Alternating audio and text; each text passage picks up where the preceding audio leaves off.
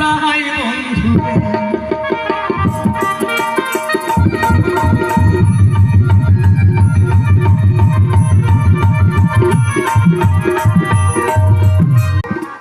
বৃন্দাবনে হয়েছিল মহারাজ কামদেবের দর্প চূর্ণ করবার জন্য।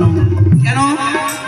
কামদেব একদিন ব্রহ্মাকে দেখো বান মেরেছিল, 5টি বান, মদন মদন ভূষণ স্তম্ভন সহ 5টি বানের মধ্যে মদন বান একদিন ব্রহ্মাকে মেরেছিল।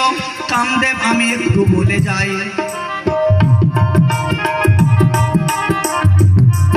ব্রহ্মা তখন কামদেবের বাণী ব্রহ্মা তখন গোটা শরীর জর্জরিত হইয়া যায়। তারপরে নিজের মেয়ে সন্ধ্যার পিছু ধাওয়া করে ভাই। এবার যখন দেখছে ব্রহ্মা, একই আমি নিজের মেয়ে, কোনটা মেয়ে কোনটা মা কিছুই বুঝতে পারছি না কেন। এইবার যখন ব্রহ্মা নিজের মেয়ে সন্ধ্যার প্রতি ধাওয়া করলো,